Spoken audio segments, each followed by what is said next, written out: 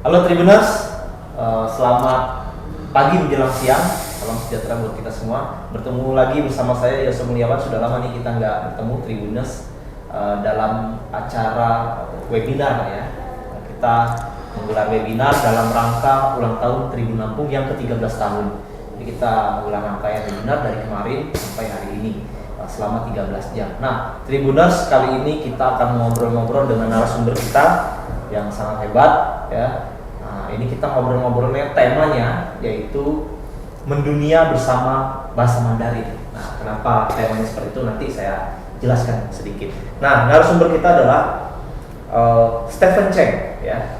Nah, saya panggilnya Coach Stephen atau Lause Stephen. Lause itu bahasa Mandarinnya adalah guru ya. Nah, nama Mandarin beliau Cheng Kuotong ya. Nanti mungkin bisa dijelaskan artinya apa dan sebagainya oleh Coach Stephen ya. Nah, siapa ini Lause Stephen ini? Dia adalah penanggung jawab Han Yuan Chinese Learning Center. Jadi ada lembaga pendidikan bahasa Mandarin di Lampung. Nah, beliau penanggung jawabnya. Sudah ada 3.500 siswa di Provinsi Lampung. Kemudian beliau juga sekretaris Paguyuban Sosial Marga Tionghoa Indonesia Provinsi Lampung, PSMPI Lampung. Beliau juga ketua Badan Koordinator Pendidikan Bahasa Mandarin Lampung. Nah, kemudian beliau wakil ketua Perhimpunan Penulis Tionghoa Indonesia Cabang Lampung, dan kemudian beliau juga sukarelawan pelaksana Konsulat Jenderal Tiongkok di Pulau Sumatera untuk wilayah Provinsi Lampung. Nah, baik Tribuners, kenapa kita mengangkat tema mendunia bersama bahasa Mandarin? Karena begini, dewasa ini orang ya, banyak orang itu merasa tidak cukup hanya dengan mempelajari bahasa Inggris. Kalau dulu bahasa Inggris menjadi raja ya, karena kita kuliah, kemudian bekerja, kemudian pergaulan internasional termasuk memasuki dunia kerja dan bisnis itu membutuhkan bahasa Inggris. Karena dulu ya Amerika, Eropa, katakanlah begitu, itu pusat segalanya ya, pusat perekonomian, bisnis, politik, pusat pendidikan juga. Nah, tapi seiring dengan pertumbuhan ekonomi, Tribunus pasti tahu China itu sedang menguat ya, sedang naik ekonominya. Di situ pula seiring dengan itu bahasa Mandarin dirasa sangat diperlukan oleh banyak orang. Di sana juga ada pusat pendidikan, wisata juga di sana banyak, pusat perekonomian dan bisnis apalagi. Nah, karena itu kemudian bahasa Mandarin banyak dipelajari orang termasuk di Indonesia dan kemudian juga di Provinsi Lampung. Kalau teman-teman Tribuners jalan-jalan ke beberapa daerah, itu bahkan universitasnya itu ada jurusan bahasa Mandarinnya. Nah, di Lampung kebetulan belum. Nanti mungkin kita bisa bincang-bincang nih dengan Lause Stephen ya. Oke, saya sapa dulu Lause Stephen. Selamat pagi menjelang siang. Semoga sehat-sehat, Lause. Selamat siang, Mas Yus, para Tribuners. Tribuners, bisa ya。 pakai bahasa Mandarin. OK， 大家好，大家午安。我们在这里呢，今天要祝福 Tribun Lampung 生日快乐。希望从这一天开始，每一天都是崭新的一天，每一天都走向更美好、更光明的一天。祝福 Tribun Lampung 生日快乐 ，Happy Birthday！ Oke, terima kasih Coach Stephen. Artinya mungkin Coach Stephen supaya Tribuners tahu nih tadi. 生日快乐 Selamat ulang tahun. 祝福 Tribun Lampung 从今天开始 mulai dari hari ini 走向的每一天都是更灿烂、更光明的 semakin cemerlang, semakin bercahaya, semakin berenergi mempengaruhi ke semua penonton yang berbahagia. Oke, Tribuners, keren sekali doa kita ya untuk kita, untuk Tribun, dan mungkin doa buat kita semua, buat Tribuners juga dari Lause Stephen. Baik, Lause, kita bincang-bincang nih, tema kita adalah dunia bersama bahasa Mandarin. Nah, mungkin Lause bisa cerita nih backgroundnya kenapa kemudian bahasa Mandarin sepertinya sekarang sudah mulai populer lah gitu ya, katakanlah banyak orang mempelajari, banyak orang tahu tentang bahasa Mandarin. Silakan. Oke, Mas Yos. Jadi seperti tadi Mas Yos sampaikan, dulu mungkin zaman saya sekolah, kalau saya bisa bahasa Inggris itu sangat hebat. Kalau 20 tahun yang lalu, 30 tahun yang lalu. Tapi saat ini kalau saya bisa bahasa Inggris, saya rasa itu mungkin merupakan kewajiban. Kalau misalnya kita selain menguasai bahasa Inggris, kita juga bisa menguasai bahasa Mandarin, itu akan menjadi nilai plus bagi kita.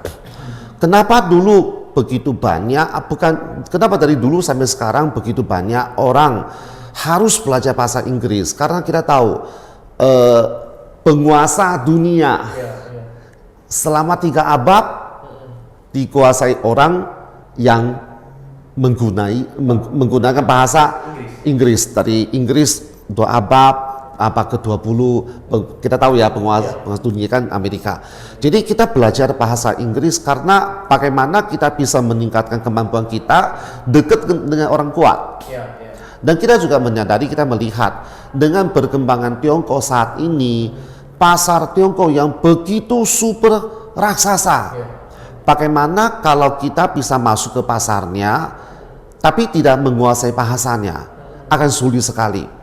Dan kita tahu negara Tiongkok itu mungkin benar-benar berkembang maju itu 20 tahun terakhir inilah. Kalau kita mau katakan tahun 80-an, 90-an masih jauh.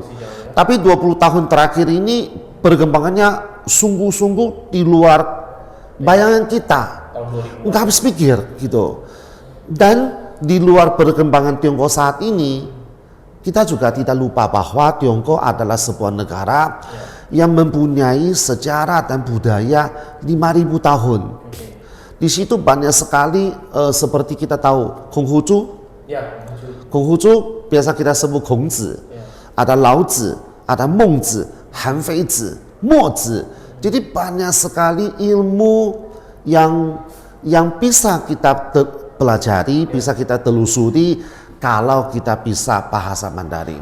Dengan menguasai bahasa Mandarin, kita bisa masuk ke pasar yang begitu besar. Dan kita ada kesempatan mempelajari ilmunya. Karena Tiongkok itu mempunyai sejarah dan budaya lebih dari 5.000 tahun ya. Maka itu kelihatannya sih saat ini, kita lihat di dunia ini kalau kita catat ada 197 negara, 36 wilayah. Dari total 233 tempat itu, negara itu terhitung sampai tahun 2019 ada 180 negara sudah belajar bahasa Mandarin. Dan di antara itu ada 70 negara sudah jadikan bahasa Mandarin merupakan pelajaran wajib. Artinya bahasa Mandarin kelihatannya akan semakin hari semakin dibutuhkan dan sudah banyak sekali merasakan itu gitu. Benar, keren penjelasan tadi dari Stephen ya, bagaimana sangat perkembangannya sangat pesat ya dari Tiongkok, kemudian beriringan dengan bahasanya yang kemudian sekarang banyak dibutuhkan orang. Nah kok untuk di Indonesia kemudian juga masuk ke Provinsi Lampung, bisa diceritakan perkembangan bahasa Mandarin nih kok? Oke, jadi kita tahu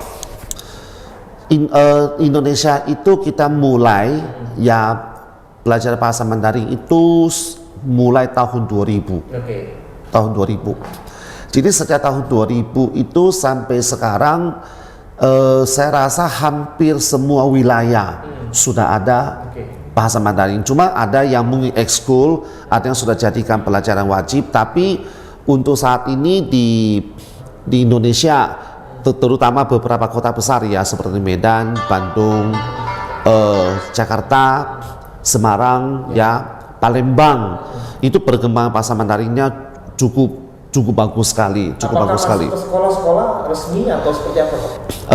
Seperti Mas Yus tadi ngomong, saat ini siswa kami itu tercatat 3.500 orang untuk saat ini aktif.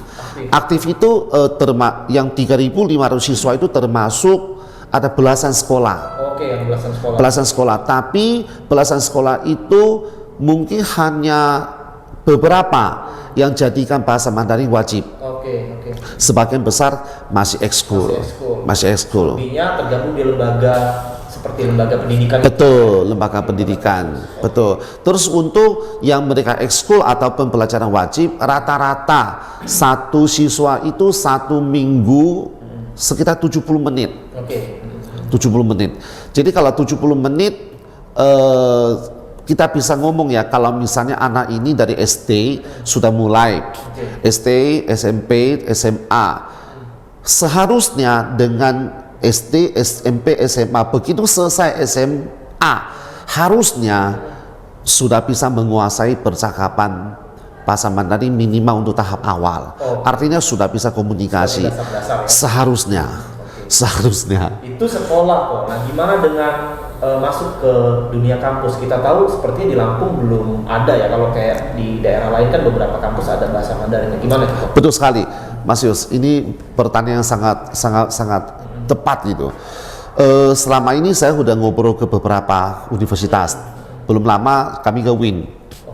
Terus kami ke Unila. Unila sudah sering komunikasi. Jadi sebenarnya pihak kampus, para rektor itu setuju. Merasa pentingnya bahasa Mandarin dan ada perlunya diberikan kesempatan untuk mahasiswa mempelajarinya. Tapi ini yang kami lihat di lapangan gitu loh. Jadi para rektor itu tahu bahasa Mandarin itu penting. Tapi kadang-kadang anak-anak tidak merasa itu. Jadi anak-anak begitu ditanya Korea, Jepang. Mas Yos pernah tahu satu sinetron namanya Meteor Garden? Oh iya, Meteor Garden, Epse. Liu Xingyu, iya. Pei ni qu kan Liu Xingyu, ada lagu itu. Jadi itu tahun 2000-an. Saat itu saya udah buka lembaga. Sempet gitu loh, dalam waktu nggak berapa bulan ramai. Ya, gara-gara karena Meteor Garden FC. Gitu, benar-benar orang datang itu karena seneng nonton Meteor Garden. Jadi maksudnya anak-anak ini mungkin pengaruhnya seperti itu. Jadi selama ini yang kita laksanakan, termasuk belum lama ini kami masih ketemu Rektor Wing 2 minggu yang lalu. Jadi kami masih lagi berusaha, dan dengan Unila juga kita berusaha bagaimana. Cuman kendalanya kita menyediakan, tapi mahasiswa itu belum tentu merasa itu penting. Gitu ya. Padahal ini kan yang kita lihat di kota-kota besar ya, di Medan begitu kita buka, kalau memang ada beasiswa kuliah ke Tiongkok, bisa dapat 4 tahun free, tidak bayar, dapat fasilitas uang kuliah free, dapat asrama, prestasi, dapat uang saku. Begitu kita buka di Medan, 2-3 hari habis kota. Buka di Jakarta orang rebutan, buka di Palembang rebutan. Tapi saat ini di Lampung masih perlu perjuangan kita. Maka kesempatan hari ini menurut saya Mas Yos sangat tepat ya. Kita sekaligus merayakan ulang tahunnya Tribun, sekaligus kita memperkenalkan mungkin pentingnya bahasa Mandarin dan gunanya bahasa Mandarin, yang mudah-mudahan anak-anak itu semakin mengerti. Bahasa Mandarin akan menjadi nilai plus bagi kita nanti di dunia bisnis maupun ketika kita mau cari pekerjaan. Sudah pasti nilai plus. Ada dua trigger yang saya tangkap dari jawaban tadi dari Klaus Stephen. Yang pertama, kita sepertinya butuh momen kok. Kalau dulu ada Meteor Garden jadi momen kan. Nah, kenapa Korea kemudian sekarang banyak digandrungi, ada budaya K-pop yang masuk ke Indonesia. Kemudian kenapa Jepang juga? Jepang itu banyak komik-komik Jepang yang juga masuk itu mempengaruhi. Nah, mungkin apakah kita butuh momen seperti itu lagi kok, yang kemudian membuat orang wah Mandarin nih gitu. Apa kita butuh momen seperti itu kok? Jadi kan selama ini kan saya jelasin ke Mas Yos ya, kita itu sejak tahun 2014 sampai tahun 2019, 1 tahun setiap sekolah 1 tahun pasti libur 2 kali, pertengahan tahun sama akhir tahun. Jadi kebetulan di Tiongkok ketemu winter dan summer. Jadi dari tahun 2014 sampai tahun 2019 selama 6 tahun, 6 kali winter, 6 kali summer, 12 kali kami membawa anak-anak Indonesia ke Tiongkok. Termasuk Lampung ada? Lampung dong. Ini di luar yang saya ngomong pernah, mungkin ini dewasa. Saya bilang anak-anak. Anak-anak itu artinya dari 12 tahun ke 18 tahun. Kita pilih yang sudah komunikasi lumayan, ya kan, kita bawa. Jadi selama 6 tahun, 6 kali winter, 6 kali summer, kita menempuh ke 12 kota yang berbeda. Itu kita katakan summer camp, winter camp, study tour. Jadi 300 siswa ini, yang lebih dari 300 siswa ini yang sudah melihat Tiongkok. Maksudnya Tiongkok itu kan ada kota kelas 1, kota kelas 2, kota kelas 3. Mereka melihat di kota kelas 3 stasiun kereta apinya ada mall. Ada bioskop. Itu kelas 3. Kelas 3. Terus di kota kelas 3 itu antar kecamatan ke kecamatan tol. Kelas 3 deh, Kelas 3. Terus kita masuk ke 12 kali kan kita masuk ke 12 kampus. 12 kampus itu kita tidak pernah melihat kampus yang kurang. Jadi kampus itu maksudnya dia benar-benar wilayah kampus. Benar-benar wilayah. Di sekitarnya itu tidak boleh ada hiburan, tidak boleh ada alkohol dan sebagainya. Dan di wilayah itu dalam kampus itu ada hotel bintang 3, ada shopping center, ada rumah sakit yang besar, ada fitness center. Jadi artinya, dan gedung itu gedung asrama, gedung belajar, jadi di situ langsung sudah jelas gitu loh. Jadi mahasiswa begitu masuk ke wilayah, belajar di mana, nongkrong di mana, nonton, shopping, semua di situ. Jadi itu kota di dalam kota, Pak. Mas Yos, benar-benar tadi kan ada teman Mas Yos minta saya punya ini ya. Itu ada di dalam video. Itu kan anak-anak begitu wah seperti itu. Nanti Tribuners bisa nonton ya, nanti diputar. Ya, jadi di situ sampai kita kemarin pulang itu Desember tahun 2019 kena COVID. Dari situ. Sampai sekarang kita belum bisa. Jadi sebelumnya kita dengan study tour, summer camp, winter camp langsung membawa anak-anak buka wawasan. Ya kita juga rutin adakan lomba pidato. Tahun 2019 itu kita masih sempat adakan lomba pidato bahasa Mandarin seprovinsi Lampung. Dari 6 tahun sampai dewasa kategorinya bisa-bisa, dan mudah-mudahan lah dan kita selalu artinya kita lomba pidato itu kita tidak di tempat yang sepi. Kita lomba pidato kemarin di MBK finalnya, biar dinonton orang banyak. Jadi orang itu merasa ternyata mohon maaf ya, ternyata yang tidak Chinese aja jago.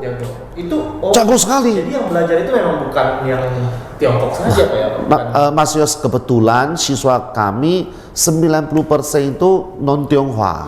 Malah non Tionghoa ya. Dan sampai saat ini tim pengajar kami ada 25 orang lah. Yang Chinese hanya 3. Selebihnya orang kita ya. Non Tionghoa. Gitu. Indonesia artinya ya. Non Tionghoa ya. Itu di lembaga ini, di Learning Center tadi. Ya, Hanyuan Chinese Learning Center. Jadi kami ada 25 orang yang pengajarnya yang Chinese 3, yang lain bukan. Artinya memang kalau untuk momentum ya itu sudah kita berupaya kita ciptakan kok ya, dengan tadi summer camp, winter camp gitu ya, dan harapannya mereka balik ke sini mereka cerita tuh ke teman-temannya, cerita akhirnya menularkan soal bagaimana sih Tiongkok itu, bagaimana sih Mandarin itu gitu. Betul, dan Tiongkok itu welcome sekali. Jadi artinya dulu kita kalau mau, dulu kan Amerika ya hebat ya, sekarang juga hebat sih. Maksud saya mau dulu mau sekarang, Mas Yos kalau mau kuliah ke Amerika kan pasti harus prestasi, harus punya duit yang banyak. Kalau nggak punya duit banyak, mau dulu mau sekarang mau kuliah ke Amerika mimpi. Tapi sekarang Tiongkok buka, dia welcome. Jadi kami kebetulan berwakilan, kami diberikan kuota. Kuota ini melalui kami berikan kepada siswa yang tertarik dengan bahasa Mandarin, yang ingin kuliah ke sana. Tapi yang selama ini kebetulan, karena kebetulan saya di PSMDI, dan PSMDI kami kan paguyuban sosial. Jadi sebenarnya sih beasiswa ini kan untuk yang ada kecintaan, ya. Tapi kami khusus lebih memilih untuk yang ekonomi sulit, tapi giat belajar dan sayang sama orang tua. Ini bagi kami sangat penting. Mas Yos nanti bisa lihat kami punya kegiatan di PSMDI. Itu gratis kok kuliah di sana? Syaratnya apa kok? bahasa sama bahasa Mandarin Jadi, harus bisa. jadi Inggris ada TOEFL, Mandarin itu ada HSK, HSK. Jadi HSK itu singkatan dari Hanyu Suiping Kaoshi. Hanyu Suiping Kaoshi itu adalah TOEFL-nya Mandarin. Intinya TOEFL-nya Mandarin. TOEFL Mandarin. Mencapai level tertentu. Ada berapa level? Dari Untuk dewasa, untuk yang anak-anak YCT 1 sampai 6. 1 sampai 6. Itu anak-anak YCT. Minimal berapa supaya bisa sekolah di sana gratis? Tercapai. Anak-anak YCT terendah 1, tertinggi 6. Setelah YCT selesai, dewasa, HSK. Terendah 1, tertinggi 6. Kalau sudah mencapai level 3. 3, ya minimal 3. 3, rekomendasi kami berangkat. Dan itu gratis ya? Gratis dong, 4 tahun. 4 tahun gratis. Dan di universitas yang jangan harap ketemu yang jelek. Pasti bagus. Masih di kota 3-nya, kota ketiga, belum di kota. Ada yang di kota 3, kota 2, kota 1 sesuai dengan jurusan yang disenengin gitu, jurusan yang dipilih. Tapi walaupun di kelas kota 3 pun sangat oke gitu loh. Oke banget, bukan sangat oke banget. Bisa diceritain kok ke Tribuners, ke anak muda kita di Lampung. Jurusan apa aja di sana kira-kira yang banyak diambil oleh anak muda di Lampung? Jadi begini, teman-teman sekalian ya, ini bukan promosi loh, tapi maksudnya saya ceritakan apa yang kita jalankan selama ini. Promosi juga nggak apa-apa kok. Tapi bukan promosi karena itu nyata ya. Dan hari ini kan kalau saya ngomong saya harus buktikan. Jadi saya bisa katakan, yang penting hari ini yang ingin berangkat menguasai bahasa Mandarin. Artinya kalau bisa belajar bahasa Mandarin sejak usia dini. Karena kita tahu semakin seperti Mas Yu sekarang mempelajari mungkin keluarga, kerjaan, udah penuh, susah ngisi. Tapi anak kecil itu gampang, apa yang kita isi, apa yang dia terima. Jadi yang penting menguasai bahasa Mandarin, minimal HSK level 3, itu pengakuan internasional, sertifikat mendunia. Minimal mencapai level 3, atau lebih. Apapun jurusan yang disenengin, bisa diikuti. Oke, apapun jurusan ya. Mau kedokteran, mau hukum, mau politik, mau IT, apapun. Ada. Cuma sekarang masalahnya, kalau saya mau kuliah ke Tiongkok, saya mau belajar kedokteran, tapi bahasa Mandarin saya terbatas. Saya susah dong. Jadi kembali lagi, yang penting bahasa. Bahasa. Di bahasa ini kita kuasai sejak usia dini, kita belajar. Kita Tiongkok kan, maaf ya, bukan saya bandingkan.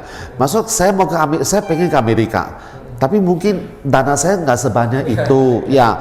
Tapi hari ini Tiongkok welcome. Kalau hari ini saya memenuhi syarat, saya kuliah ke Tiongkok 4 tahun, kuliah tidak bayar, asrama nggak bayar, asrama bagus. Nanti nonton video kita. Makan segala macam. Nanti. Oh, nanti. Sorry, Mas. Jadi kuliah di cover, asrama di cover. Kalau saya prestasi, saya bisa buat permohonan uang saku. Uang saku tertinggi itu bisa sampai 4 atau 5 juta. Untuk sebulan? 1 bulan uang sini. Masih segini loh. Kalau saya hari ini, kalau saya memang udah sungguh-sungguh ya, mungkin kebetulan ya, dan karena memang yang kami pilih kalau bisa ekonomi sulit, sayang sama orang tua, giat belajar. Jadi dengan ekonomi sulit udah kuliah ke Tiongkok, belum tentu liburan bisa pulang ke Indonesia. Tapi karena saya mati-matian saya belajar, saya prestasi, nggak usah mati, ya mati-matian lah. Saya prestasi, saya bisa hasilin uang saku setiap bulan 4 sampai 5 juta. Kebutuhan saya mungkin hanya 2 juta sampai 3 juta. Artinya setiap bulan saya bisa sisa 1 sampai 2 juta. Satu semester, kalau kita dari Guangzhou, kalau jangan COVID lah, sekarang COVID mahal tiket. Kalau kondisi normal, kita PP Cengkareng ke Guangzhou, 5 juta dapat. Artinya uang saku saya itu bisa. Maka saya suka ngomong ke anak-anak, prestasi, pelajarlah sungguh-sungguh. Kita udah tinggalin papa mama loh, ya kan? Papa mama itu mikirin kita siang malam. Kalau kita di sana cuma main-main, alangkah kecewakan orang tua. Belajarlah sungguh-sungguh. Dapat prestasi, uang saku bisa cover kehidupan kita sehari-hari. Ketika pulang ke Indonesia, beli tiket sendiri. Masih ada sisa, belilah oleh-oleh untuk papa mama. Seperti itu. Tidak ada lagi sih, maksudnya kebetulan saya ya harapan kita lah ya, anak-anak itu belajar yang sungguh-sungguh dan senantiasa berbakti menyayangi orang tua selama masih ada kesempatan. Oke. Nah, itu tadi saya bilang ada 2 trigger yang Mas Yus, izin minum ya. Nah, Tribuners ada 2 triggernya tadi. Yang pertama, apakah kita mesti menciptakan momentum dulu seperti halnya budaya K-pop, seperti halnya komik-komik Jepang, sehingga kemudian Mandarin Tionghoa itu kemudian menjadi merancang ya di pikiran orang dan kemudian merasa penting berbahasa Mandarin. Yang kedua, selain tadi menciptakan momentum, yang kedua adalah kebutuhan. Jadi orang kalau mau beli sesuatu, mau belajar sesuatu, pasti tentunya sesuai dengan kebutuhan dia kan. Nah, dia harus merasa dulu ini sebagai kebutuhan. Nah, kira-kira nih kok dengan belajar bahasa Mandarin, benefitnya apa aja kok? Bisa dijelaskan ke Tribuners apa aja yang bisa kita dapat benefitnya? Misalkan kalau kita kerja di sini ya dengan bahasa Mandarin, maka itu jadi 1 nilai plus. Tadi sekolah belajar, atau misalnya kita ketika masuk ke pasar bisnis dan lain sebagainya, bisa diceritakan kok? Makasih Mas Yos, pertanyaannya hebat.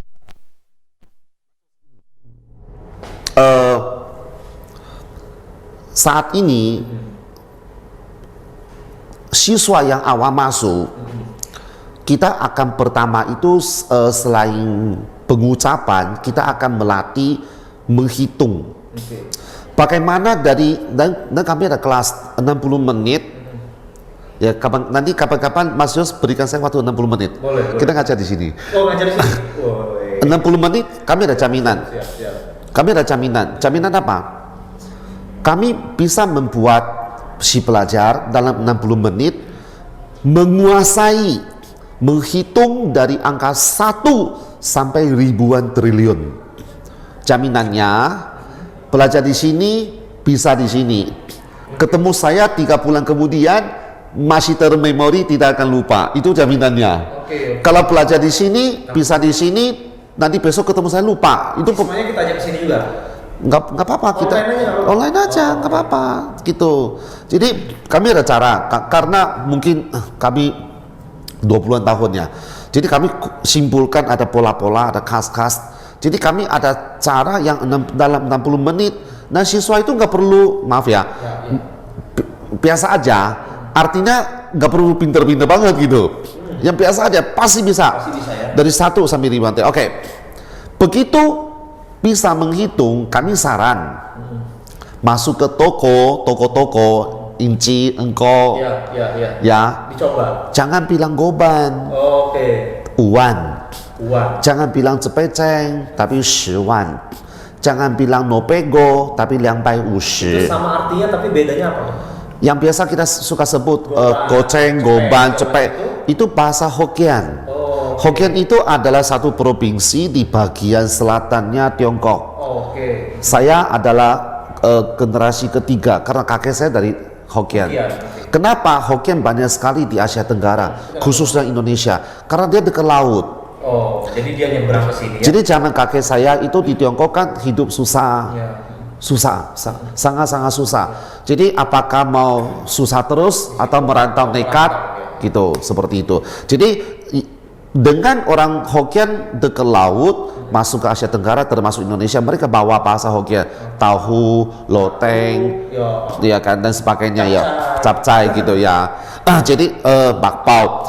Jadi apa namanya, kita masuk ke sini, kalau misalnya belajar menghitung, kita pakai uan, jangan pakai bahasa Hokkien.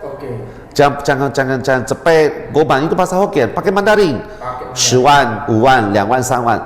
Jadi engkau inci itu, weh, kamu hebat loh. Sorry, Mas Yos, suku apa, Mas Yos? Palembang, Jawa, campur. Oke, bisa bahasa Jawa? Bahasa Jawa nggak bisa. Bahasa Palembang? Palembang bisa. Oke, Mas Yos kan tahu saya bukan orang Palembang.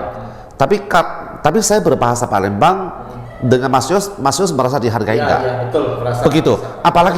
Apalagi orang tua yang Chinese ketemu engkau inci, pakai Mandarin dengan dia. Dapat diskon, saya bilang. Yakin itu ya? Saya yakin. Hari ini saya punya toko, orang lihat saya Chinese, berbahasa Mandarin sama saya. Apalagi dia mungkin kebetulan dia bukan Chinese, dia hargai saya senang sekali. Pasti seperti itu. Ini kan untuk hari-hari. Untuk kita begitu kita kuasai bahasa Mandarin, kita pelajari sejarahnya, kita melihat budayanya, dan kita ada kesempatan untuk masuk ke pasarnya, dan termasuk sampai hari ini investor dari luar masuk ke Lampung banyak sekali loh, banyak sekali. Ada, ya saya nggak sebut lah, tapi yang pasti Itu dari Tiongkok. dari Tiongkok. Oke. Dan hampir setiap bulan mereka itu butuh ahli penerjemah. Gajinya sangat-sangat lumayan. Gajinya sangat-sangat lumayan. Dan untuk di lembaga kita pernah terima Danjon Marinir, komandan batalion marinir. Belajar. Pernah terima Kasal Reskrim, polisi. Pernah ada Wadan Tempom. Pernah ada Pak Jaksa. Karena mereka itu tahu saat ini bahasa Mandarin semakin penting, dan dengan bisa bahasa Mandarin kesempatan itu pasti akan lebih banyak. Tahun 2019 kami hadap ke Kejaksaan Agung, ya. Saya diantar sama Kejati Lampung ke Kejaksaan Agung, akhirnya dapat persetujuan undangan kami ke Kejaksaan RI Nasional, dapat 10 jaksa terbaik pilihan, ya.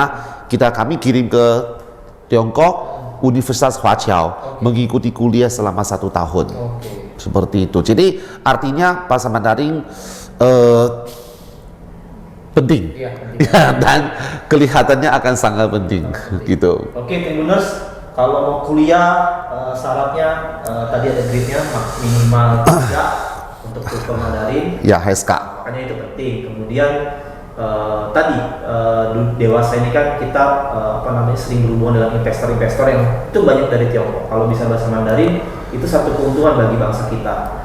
Ketiga tadi penerjemah itu sangat dibutuhkan nanti ya, karena banyak sekali investor dari Tiongkok itu hadir. Seminimal-minimalnya itu tadi, kita ketika masuk pasar ketemu pengusaha yang itu Mandarin, kita pakai bahasa Mandarin tadi, ya.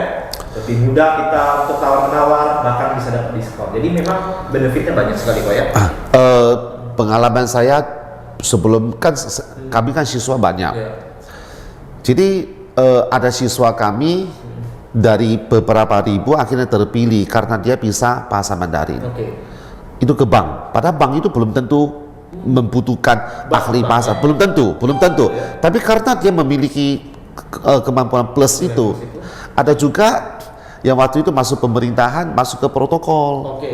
Protokol provinsi gitu. Kenapa? Karena dia bisa bahasa Mandarin. Serius. Berarti dunia kerja Tribuners itu juga sangat membutuhkan bank, ya kantor-kantor swasta, BUMN, bahkan pemerintah daerah ya. Karena hari ini begitu buka lowongan yang datang, yang kirim lamaran mungkin 100 orang. Ya kan, 100 orang ada 10 hebat semua. Salah satu bisa Mandarin. Pasti. Nilai plus. Iya, nilai plus. Karena saya tahu ada tamu kenegaraan, tamu investor. Kapanpun, maka itu. Mandarin dia bisa. Maka itu.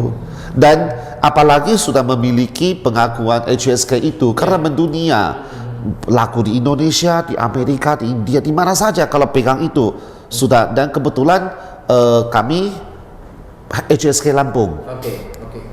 Tanggal 25 besok kami adain lagi. Adain lagi. Oke, Tribuners, ini kita segmen pertama dulu, kita rehat dulu ya untuk masuk ke segmen kedua. Tribuners, silakan menikmati video yang tadi langsung Stephen cerita bagaimana sih kondisi di Tiongkok sana. Oke, Tribuners, sampai jumpa lagi di sesi kedua. Stay tune.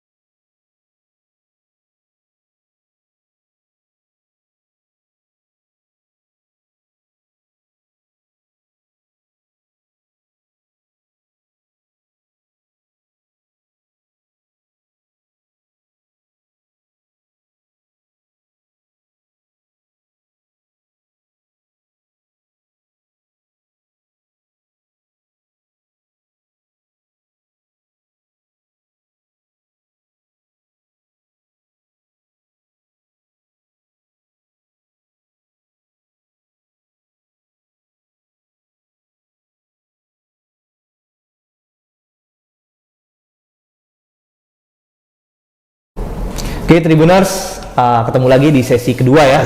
Masih bersama dengan Coach Stephen atau Lause Stephen. Lause Stephen itu guru Stephen ya. Oke, nah kita soal gimana sih bahasa Mandarin itu belajarnya susah nggak? Termasuk Coach Stephen jadi penanggung jawab di Hanyuan Chinese Learning Center. Nah Tribuners, kita pengen tanya nih ke Lause Stephen. Lause Stephen, belajar bahasa Mandarin tuh tingkat kesulitannya seperti apa? Oke. Susah banget atau bisa mudah dipelajari walaupun susah atau gimana? Saya seneng bener ini. Semangat bener. Ini pertanyaannya. Jadi gini Mas, semua orang ngomong belajar bahasa Mandarin itu susah. Ya, itu. Semua. Kenapa? Karena harus lengkap dengan aksara ini. Iya betul. Aksara. Aksara Mandarin yang Mandarin. setiap kata memiliki huruf aksara yang beda-beda. Oke.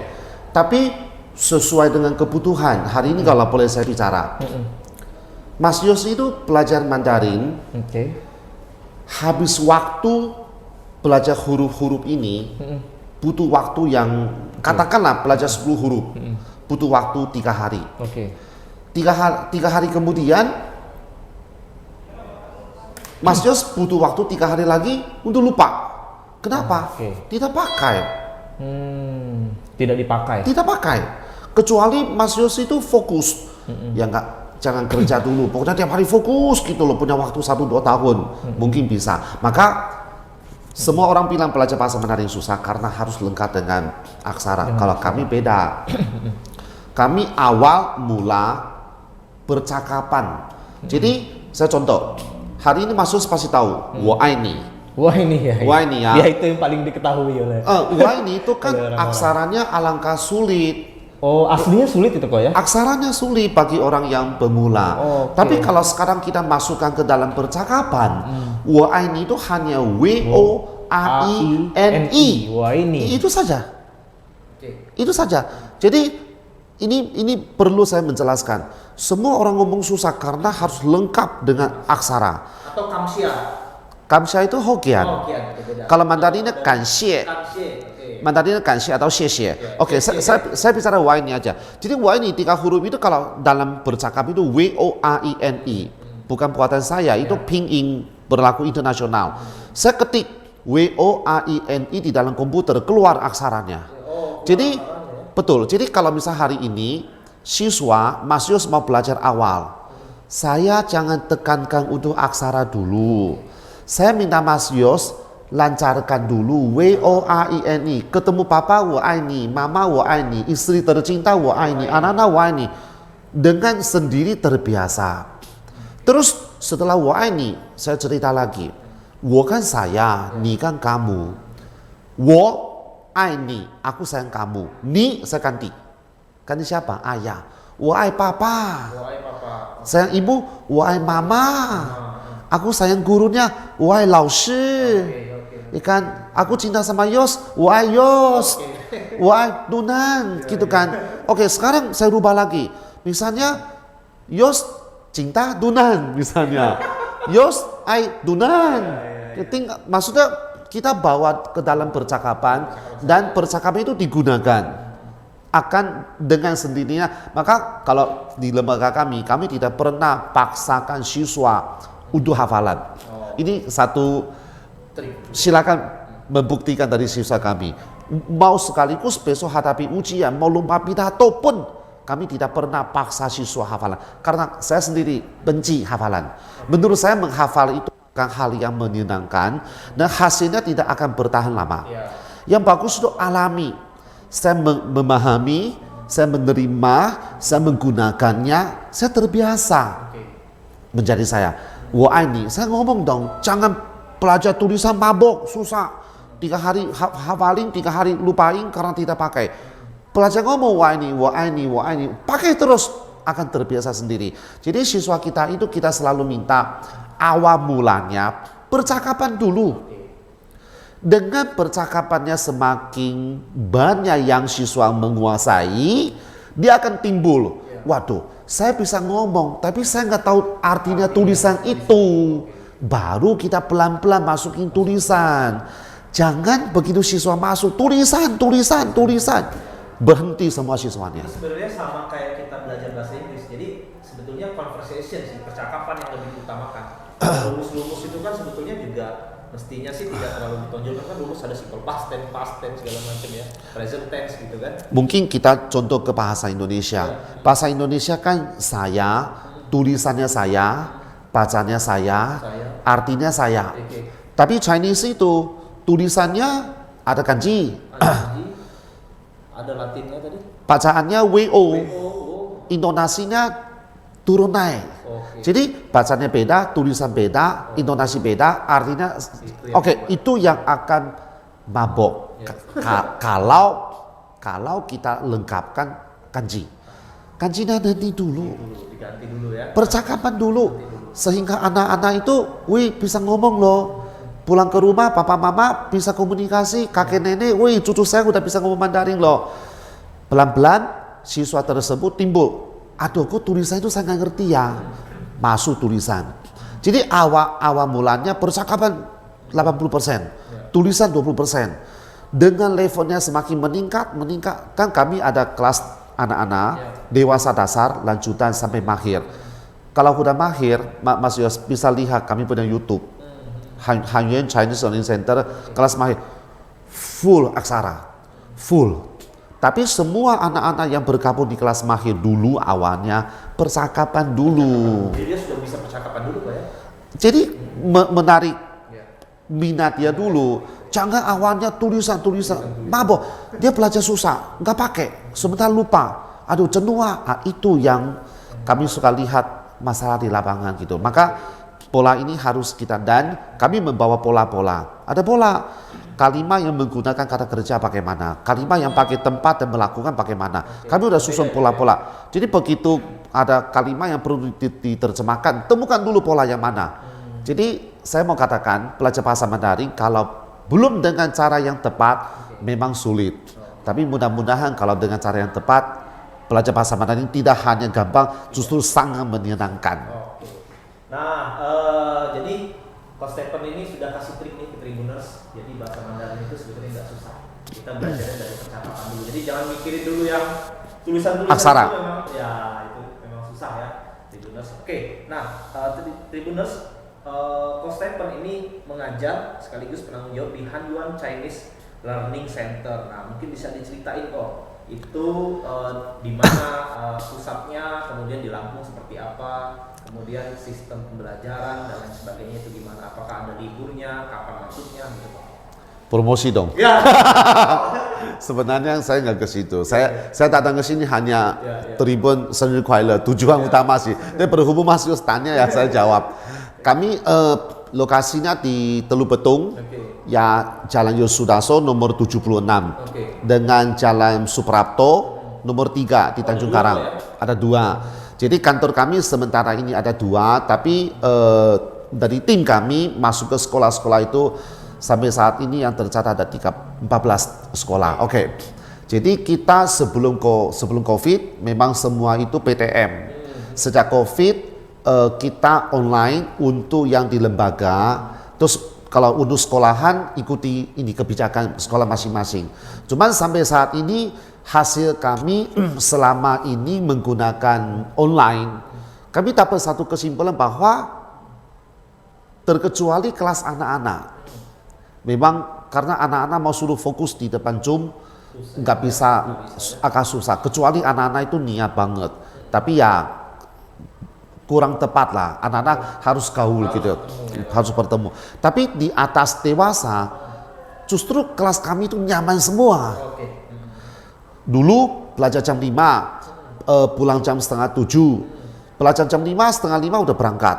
Selesai jam setengah 7, kadang-kadang jam 7 masih nunggu jemputan di jalan macet dan sebagainya. Sekarang kan on, belajar, off, selesai. Bisa di rumah ya, di mana-mana kan?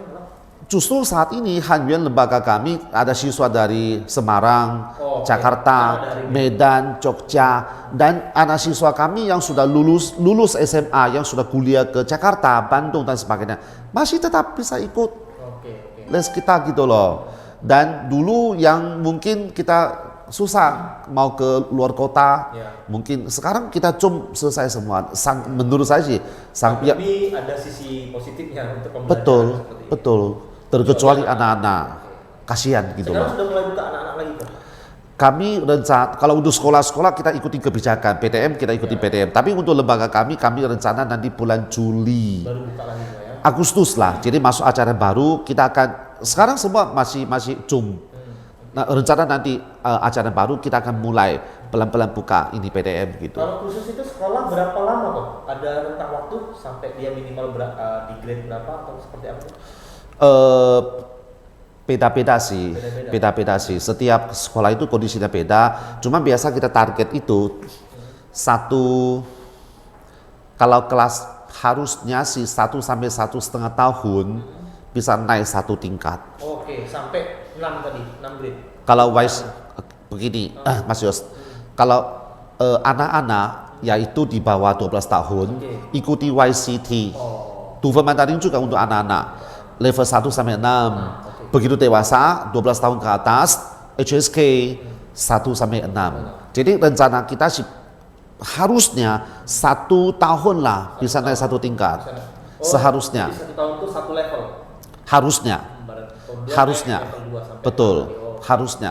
Cuman kalau untuk YCT mungkin bisa tercapai 1 tahun 1 tingkat. Tapi kalau begitu HSK, karena anak-anak HSK SMP SMA pelajaran kan banyak. Jadi kadang-kadang ya bisa lebih gitu loh. Tapi YCT ya targeting 1 tahun lebih dikit gitu. Seperti itu Mas Yos. Siap. Kapan belajar? Nanti kita coba undang sama bareng-bareng Tribuners kita belajar di sini kok. Kita konsep. Saya buktikan 60 menit. 60 menit ya. Oke, 60 menit bisa dasar-dasar bahasa Mandarin. No.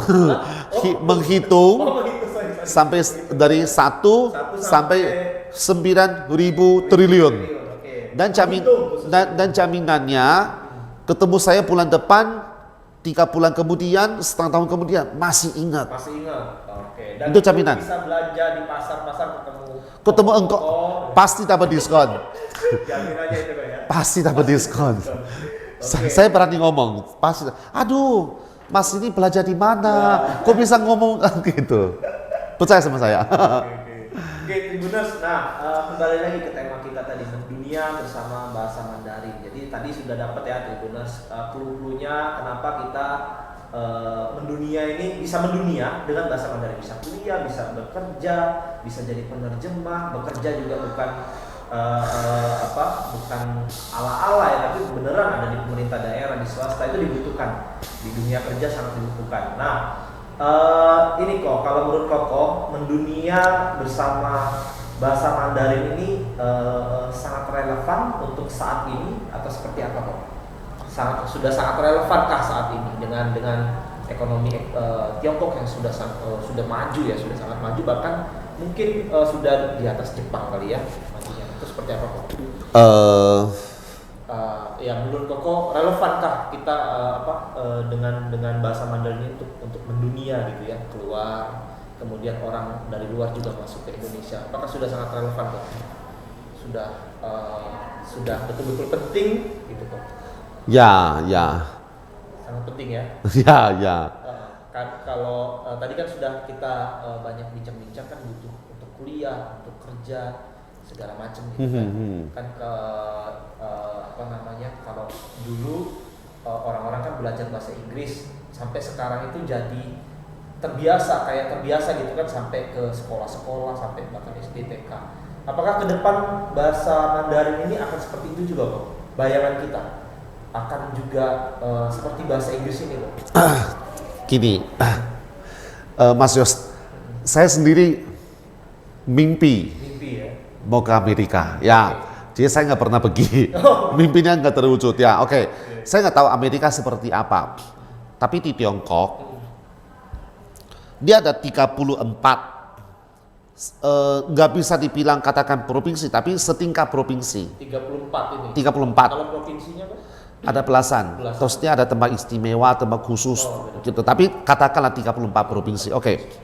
34 provinsi, setiap provinsi memiliki bahasa daerah masing-masing. Oke. Dan dari 36 dan masing-masing provinsi itu bagian selatan, utara Beda-beda. beda-beda. Kita ngomong Hokkien aja, yang biasa kita ngomong tahu, capcay, jeban, goceng. Hokkien aja di Hokkien sendiri belasan. Beda lagi. Logat-logat beda-beda. Oke. Tiongkok itu aslinya kan sukunya banyak sekali ya. Tapi belakangan kita totalkan 56. Sebenarnya jauh lebih. Kita totalkan 56 yang besar ya. Saya ceritakan 7 yang paling dari 56 itu 7 yang terbesar Han, suku Han. Suku Han itu 90% ke atas itu orang Chinese itu orang suku Han. Han Man. Man itu Mandarin, kita sebut Mandarin itu suku Man ya. Karena suku Man itu yang mendirikan dinasti terakhir Tiongkok. Berakhir tahun 1911. Han Man Mong itu Mongolia, Hui itu Muslim. Jadi suku Muslim itu di Tiongkok itu suku keempat terbesar di Tiongkok. Oke. Jadi dia mau suku apa, dia mau wilayah apa, bahasanya kan beda-beda. Tapi ada bahasa nomor satunya kok. Chinese, Mandarin. Inilah Yang tadi saya ngomong. Jadi silakan saya ketemu dari wilayah mana saja, mau suku apa saja. Jadi kalau KTP di Indonesia kan harus cantumkan agama. Kalau di Tiongkok suku. Oh, suku di Tiongkok. Suku Mong, suku Man, suku Hui wajib. Suku apa? Oke. Jadi di Tiongkok mau ketemu suku apa, wilayah mana, desa mana, bahasa Mandarin itu yang kita gunakan. Di dunia ini saya ketemu di Amerika, di India, di Indonesia, Mandarin yang digunakan. Jadi artinya itu bahasa. Dan lalu saya ngomong lagi, Mas Yos, siapa yang pertama bersatukan bahasa itu? Kaisar Qing. Itu dari yang Man tadi. No, Man itu terakhir. Jadi Kaisar Qing itu adalah orang pertama mempersatukan seluruh Tiongkok. Dia membangun Temple China yang bangunan manusia satu-satunya bisa dilihat di luar bumi. Dia membangun kuburan terbesar dalam sejarah. Sampai hari ini kuburan dia hanya terbongkar sedikit, sudah jadi keajaiban dunia. Dia mempersatukan bahasa.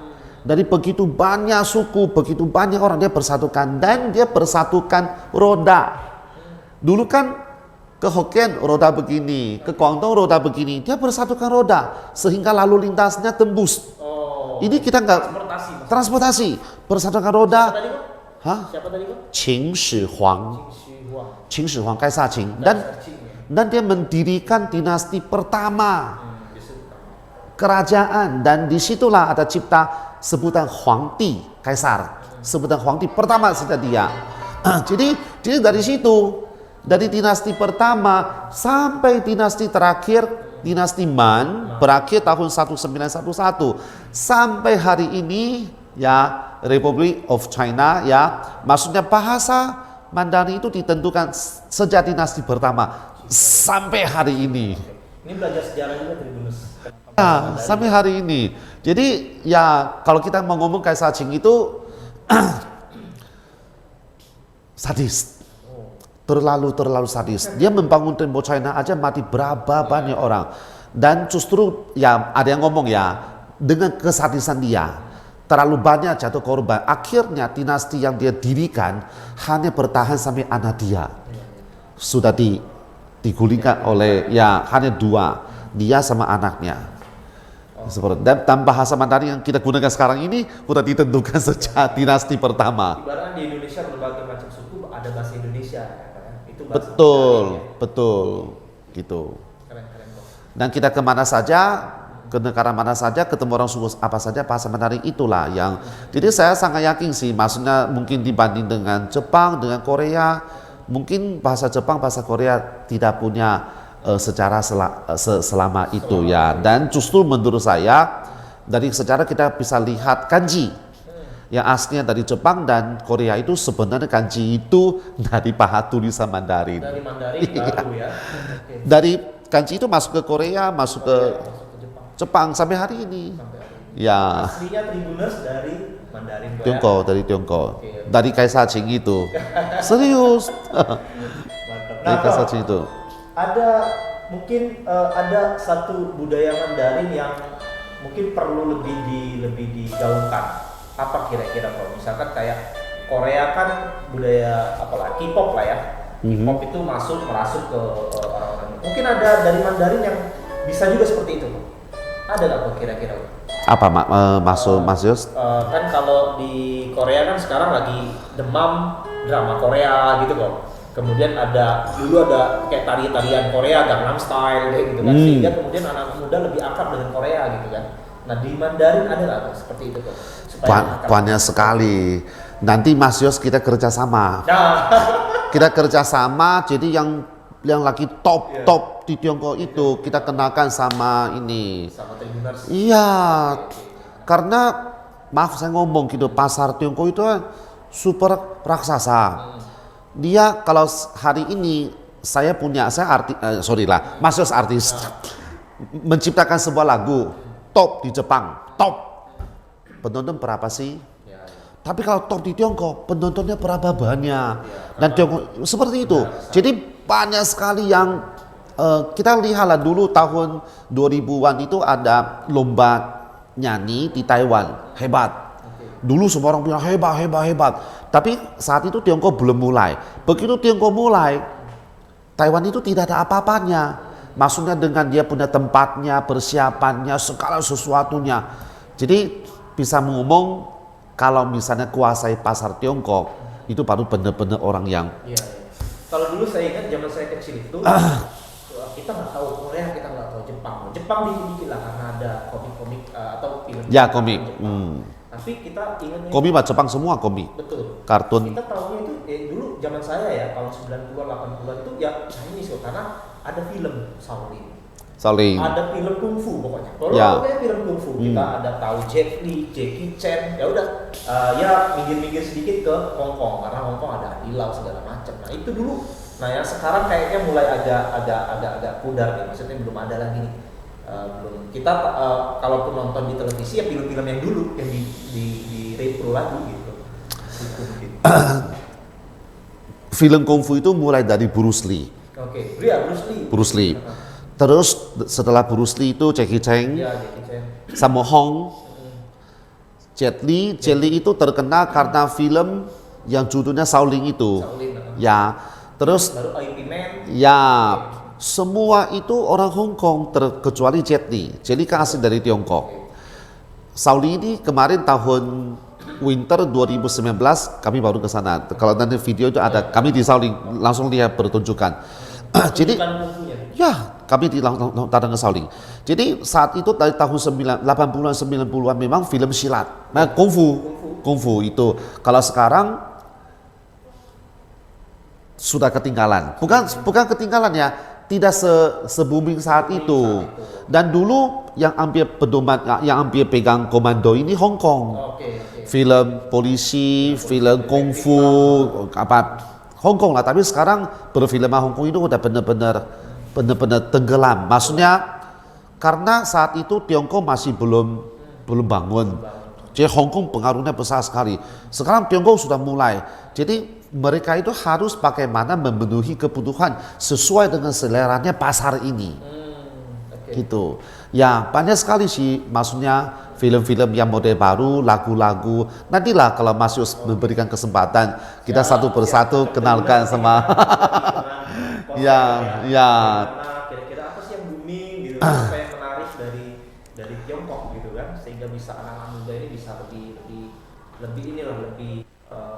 kenal gitu ya, lebih kenal. Betul. Oke, kok ada yang ingin disampaikan terakhir kali kok soal tema kita mendunia bersama bahasa Mandarin sebelum kita tutup kok. Oke, jadi makasih Mas Yus kesempatan hari ini. Sebenarnya tujuannya mau happy birthday ya, tapi dikasih di waktu lebih nih. Jadi sebenarnya saat ini belajar bahasa Mandarin di Lampung ya karena apa yang sudah tersedia saat ini, kita sudah HSK sudah ada, segala sesuatu materi sudah seperti yang digunakan, bukan seperti, sudah sama dengan internasional. Jadi kalau boleh saya katakan, sekarang mau belajar bahasa Mandarin di Lampung tidak akan kalah. dengan kota-kota besar, bahkan di luar negeri. Dan kalau misalnya kita ikuti program belajar bahasa Mandarin sejak usia dini sampai selesai SMA, mudah-mudahan ya, yang penting siswa itu berusaha serius mencapai level 3. Kita bisa kirim kuliah ke Tiongkok. Dan kuliah ini bukan hanya S1, kota kita itu sampai S1, S2, bahkan S3.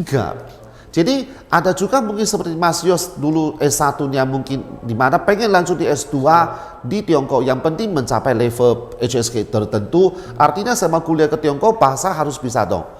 Intinya kalau bisa dengan kita menyadari bahwa negara Tiongkok semakin maju, pasarnya semakin berkembang, dan dengan menguasai bahasa Mandarin kita bisa mempelajari budayanya, sejarahnya, dan bisa nawar ke Engkau Inci ya. Dan saya yakin pasti akan menjadi nilai plus ketika kita cari bekerja, pasti. Ataupun memulai bisnis. Ataupun bisnis sudah pasti.